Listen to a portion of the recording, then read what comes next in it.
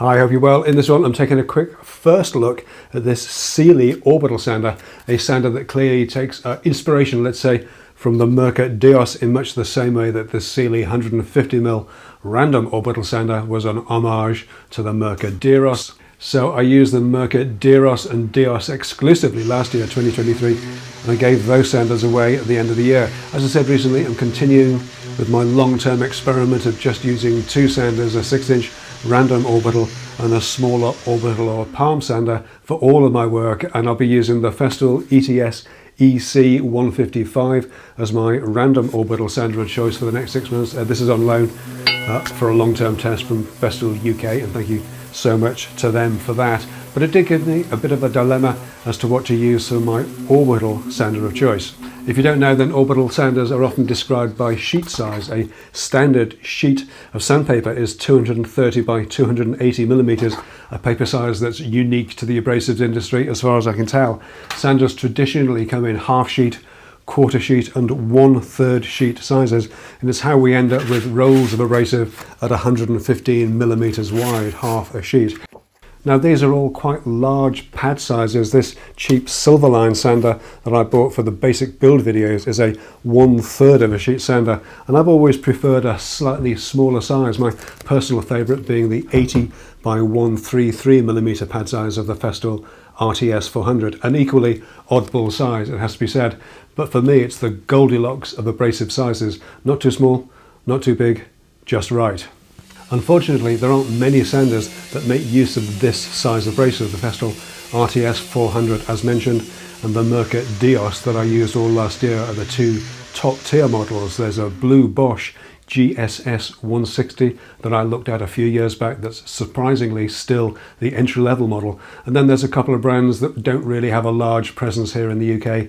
Ruper's LE71T and a Flex OSE 2-80. Now those are the only ones that I'm aware of that use this paper size. If you do know of any others, let me know in the comments down below, because I'd definitely be interested in hearing about them. But out of all of those sanders, as I've mentioned before, I've unfortunately had to retire my favourite, the Festool RTS 400s, as I just don't find them comfortable to use anymore, and my previous experience with the Bosch meant that I was pretty sure I wouldn't be able to live with the vibration of that sander or the single speed motor. So I was mentally steeling myself to buy another Merkur Deos. Not that I was at all unhappy with that sander, it's just that I've already spent a year with it and I wanted to try something new. And here it was, the Sealey DAS 151PS. I literally saw it on Amazon and bought it right away. I paid £238 including VAT for this. That's about $300, which is mid-range for these kind of sanders, and as always you should shop around as prices do fluctuate. The least expensive of this size sander is the Bosch at about £160, the Merkur the most costly at around £500, and the Festool not a whole lot less unless you forgo the sustainer, in which case you can get the price down to closer to £400. In all fairness, the Merkur has a no sustainer option as well. No sustainer is the only option you get with a Sealey, and out of the cardboard box it has the typical plastic fantastic Far Eastern finish that we've come to expect for sanders of this type and this price point. And it's got to be said, they do feel cheaper than they actually are, but it has all the bits in the box, including 6 sheets of sandpaper, and unfortunately it also has the flappy paddle actuator. There's a fixed mains cable of unsurprising shortness, that's 8 feet, 2.4 meters of disappointment right there, a short length of skinny hose, and a couple of vacuum adapters, though like the Sealey random orbital sander, I found the standard rubber end of the Festool hose to be a good fit for most of the time. At 1.4 kilos, about 3 pounds, it's a little lighter than the Festool and a fair bit heavier than the Merkur, but overall the 350 watt brushless motor makes for a very smooth, low vibration sanding experience. Impressively quiet too, at around 77 dB at top speed. It's almost identical to the specs of the other two. Now, unlike the Merkur Deos and Deos, this sander shares a common top plate with the Sealey random orbital sander and clones, so if like me you're not a flappy paddle fan, then you can use the Stu Parker paddle sander easy grip to keep the paddle engaged and control the on-off speed from the buttons on the back.